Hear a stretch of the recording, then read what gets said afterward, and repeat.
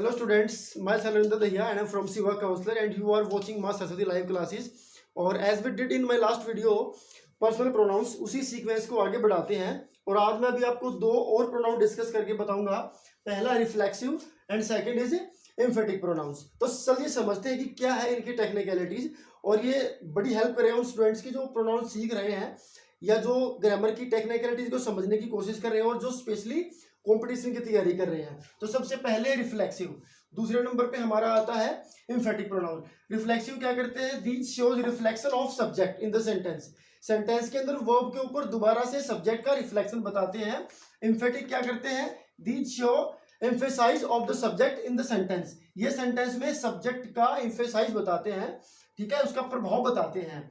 तो चलिए समझते हैं कि क्या इनकी फॉर्मेशन और कैसे बनते हैं।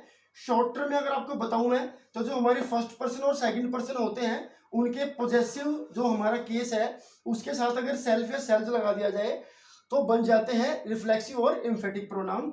और हमारे जो थर्ड पर्सन है उनके साथ अगर जो ऑब्जेक्टिव केस है उनके साथ सेल्फ या सेल्फ लगा दिया जाए तो बन जाते हैं रिफ्लेक्सिव और एम्फेटिक प्रोनाउन। तो लिखा भी हुआ ब्लैक बोर्ड पे, आई से बनेगा माई सेल्फ, वी से आवर सेल्फ, यू से योर सेल्फ, और जब यू को प्लूरल की सेंस में यूज करेंगे तो योर सेल्फ बनेगा, ही से बनेगा हिम सेल्फ, सी से हर सेल्फ, इट से इट सेल्फ और दे से देम सेल्फ। वीईएस लगाने का पर्पस है उसको प्लूरल में चेंज करना। चलिए एक बार ना एक सेंटेंस से समझते हैं कि क्या इनमें फर्क होता है, क्योंकि दोनों देखने में और फॉर्मेशन में सेम है लेकिन मीनिंग क्या उनका जो है अंतर है उसमें। तो समझ लेते हैं। I completed my homework my self. मैंने अपना होमवर्क खुद पूरा किया। अगर माई सेल्फ को मैं लास्ट में लगाता हूं तो ये सिर्फ इसकी रिफ्लेक्शन शो कर रहा है, इसका मतलब हुआ ये रिफ्लेक्सिव प्रोनाउन है। अगर मैं इसी सेंटेंस को लिखूं चेंज करके, I myself completed my homework, मैंने खुद ही अपना होमवर्क पूरा किया, तो ये बाकी के सेंटेंस पे इस आई का बता रहा है, क्या बता रहा है? एम्फेसाइज बता रहा है। इसलिए हम इसको क्या मानेंगे?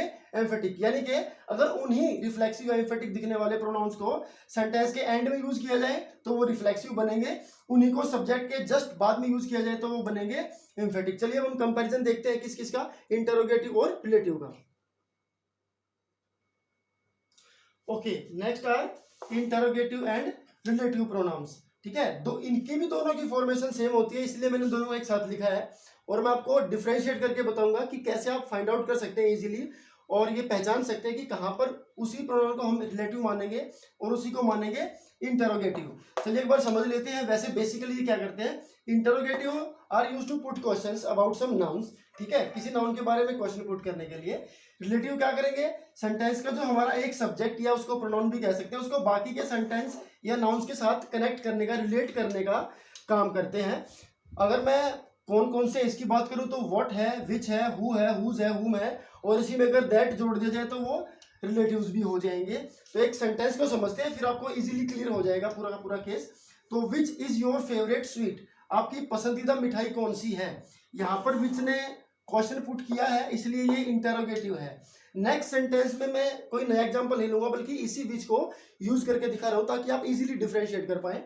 तो next sentence is I know the sweet which is your favourite, मैं उस मिठाई को जानता हूं जो तुम्हारी फेवरेट है। ठीक है, तो यहां पर भी मैंने विच को यूज किया है लेकिन यहां पर जो विच आया है वो क्वेश्चन पुट नहीं कर रहा है। वो क्या कर रहा है? वो क्वेश्चन पुट करने की बजाय उल्टा हमारे इस पहले वाले हिस्से को बाकी के हिस्से के साथ कनेक्ट कर रहा है, या फिर यूं कह सकते हैं हमारे सब्जेक्ट को इस दूसरे हिस्से के साथ कनेक्ट कर रहा है। इसलिए हम ये कह सकते हैं क्योंकि रिलेट कर रहा है तो ये रिलेटिव है, क्योंकि वो इंटरोगेट कर रहा है इसलिए वो इंटरोगेटिव है, भले ही देखने में दोनों ही एक जैसे क्यों नहीं हो। चलिए लास्ट पॉइंट पे चलते हैं, वो है demonstrative. Okay, demonstrative pronoun are the is the last in this segment. तो क्या करते हैं ये?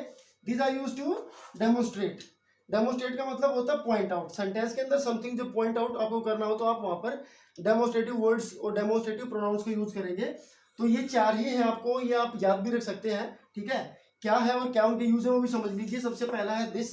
दिस क्या करता है? जब कोई ऑब्जेक्ट या कोई नाउन हमारे पास हो और वो सिंगुलर फॉर्म में, उसको दिस से रिप्रेजेंट करेंगे। जैसे this is my pen, that. उसके बाद है दीज। दीज क्या करेगा? वही चीज हमारे नजदीक ही है बट वो प्लूरल फॉर्म में है तो उसको हम दीज से रिप्रेजेंट करेंगे। जैसे दीज आर माई टॉफीज या chocolates. Next is that. That क्या करेगा? When something is at distance, जब कुछ दूर रखा हो और वो सिंगुलर फॉर्म में हो, उसको दैट से रिप्रेजेंट करेंगे। जैसे कि that is my book, those, that का ही प्लूरल फॉर्म है, जो something is at distance, and in the plural form for example those are my chocolates. तो ये तो थी इनकी फॉर्मेशन। और अगर आपको ये पूरा कंसेप्ट पसंद आया हो और हमारी वीडियो को अगर आप लाइक करते हैं तो प्लीज़ इस चैनल को सब्सक्राइब कर दीजिए, सो दैट आने वाली अपडेट्स आपको जल्दी जल्दी मिलती रहे। Thank you.